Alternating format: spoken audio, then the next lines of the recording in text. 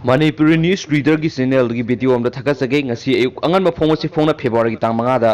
Manipur da miyoi ani swine flu positive oire Dr. K Rajo coronavirus ki case laite Malem gi mafam punamakta layeng ngamdriba novel coronavirus sandorakpagi sarang ba marakta Manipur swine flu H1N1 gi anaba ani thengnare Imphal gi medical directorate ta ngasi numidang waram pawmising unaba health and family welfare gi director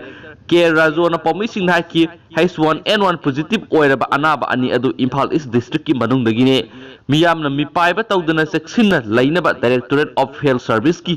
Director Dr. K Rajo na phungdokre wafam asing ngasi nungtil maki office ta pangthokiba pawmising unaba amada mahakna phungdokhibada anaba ani adu nungsa thiningai oidre mayumda halankre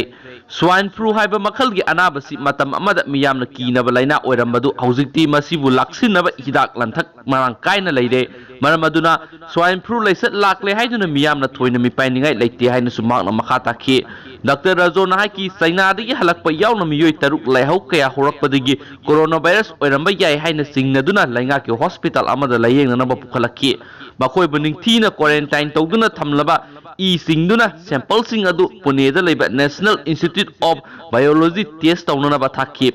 test adu gi result azi ngasi department asi yorokre makhoi taruki gi sample adu anina H1N1 oiramlaga atopa ahum amadi negative oiramkhe National Center for Disease Control NCDC dagi phangma pawgi matung ina malem pumbugi oina haujuk pawbuda coronavirus positive oiba case lesing kunga samga yankhai manga thengnare madugi manungda miyoi samri ge kunga taruk sikre madugi miyoi satrukka kunga mathoina mapung phana phagatpa ngamkhre India gi oina miyoi ahum positive oiba thengnare kumja Englishing ani ga tarada ahanbu oina H1N1 swine flu gi positive case ama thengnake adum oina ma asiba yaukhide kumza Englishing ani ga tara mari phobo makhata na case atai thengnadraba matung Englishing ani ga tara ga mangada laina asina naba miyoi manga thengnaki makhoi manga ge manungda ani lakhide Englishing ani ga tara turuki oina case amata thengnakide Englishing ani ga tara tereta miyoi mari nakhi amadi miyoi ama lakhide loinana Englishing ani ga tara mapanda case ahum thengnabadagi manungda ama lakhide sahi asigi oina miyoi ani positive oiba thengnakhibani adum oina makhoi ani mak nungsa thiningai oidre naba phaduna mayumda hankhre makhatana anaba asi thengnanaba department ki makai digi thengnanaba hidak langthak amadi laina asi test tawnaba khulai matik sana lei haina mahakna makhatana phungdokhi